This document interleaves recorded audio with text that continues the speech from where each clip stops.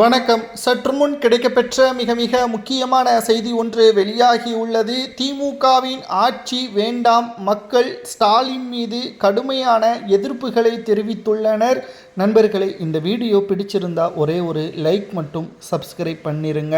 தமிழ்நாட்டில் கடந்த 5 ஆண்டுகளாக திமுகவின் ஆட்சி சரியில்லை என்றும் மக்கள் அதிருப்தியில் இருப்பதாகவும் தகவல்கள் கிடைக்கப்பெற்றுள்ளது.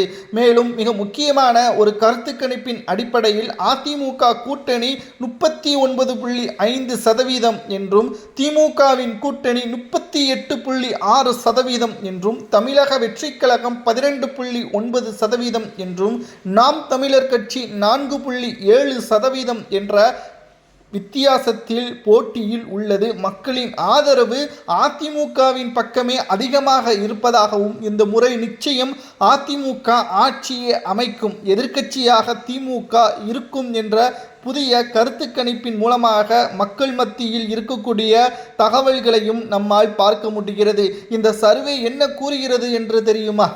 ஸ்டாலின் அவர்கள் 2021 சட்டசபை தேர்தலுக்கு முன்பாக ஒவ்வொரு தொகுதிகளுக்கும் நடைபயிற்சியினால் மக்களிடம் ஒட்டுமொத்தமான கவனத்தையும் பெற்றார்.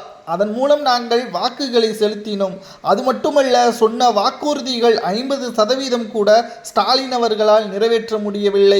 மீண்டும் 414 வாக்குறுதிகளை கொடுக்கிறார். அதை எப்படி அவரால் நிறைவேற்ற முடியும்? அது மட்டுமல்ல, தமிழ்நாட்டில் திமுகவின் ஆட்சி அமலுக்கு வந்ததிலிருந்து பெண்களுக்கு பாதுகாப்பு இல்லை, குழந்தைகளுக்கு பாதுகாப்பு இல்லை, சட்ட ஒழுங்கு மிகவும் மோசமாக மாறிக்கொண்டிருக்கிறது. திமுகவின் நிர்வாகிகளை தவறுகளுக்கு மேல் தவறு செய்து கொண்டிருந்தார்கள். அமைச்சர்கள் மீது ஊழல் வழக்கு, அதிலும் அமைச்சர்கள் இலவசத்தை ஓசி என்று அவமானப்படுத்தினார்கள். 1000 ரூபாய் பெண்களுக்கு மேக்கப் பயன்படுத்துவதற்கு செலவு செய்யுங்கள் என்று தரைக்குறைவாக அமைச்சர்கள் பேசினார்கள் என்ற குற்றச்சாட்டு மக்கள் திமுகவின் ஆட்சியில் கடுமையான அதிருப்தி இருந்ததாகவும், ஆட்சி சரியில்லை என்று சுமார் 44% மக்கள் அதிமுகவின் ஆட்சி வரட்டும், திமுகவின் ஆட்சி வேண்டாம் என்ற ஒரு முடிவிற்கு வந்துவிட்டதாகவும் தகவல்களை நம்மால் பார்க்க முடிகிறது. அதே நேரத்தில் தொகுதிகளை வைத்து பார்க்கும் பொழுது வரும் தேர்தலில் திமுக கூட்டணிக்கு இந்த முறை 104 முதல் 114 இடங்கள் கிடைக்காதா என்று எதிர்பார்க்கக்கூடிய ஒரு தகவலும் வெளியாகியுள்ளது. ஆனால் நிச்சயம் அதிமுக 135 தொகுதிகளுக்கு மேலாக தனி பெரும்பான்மையுடன் ஆட்சியை அமைக்கும்.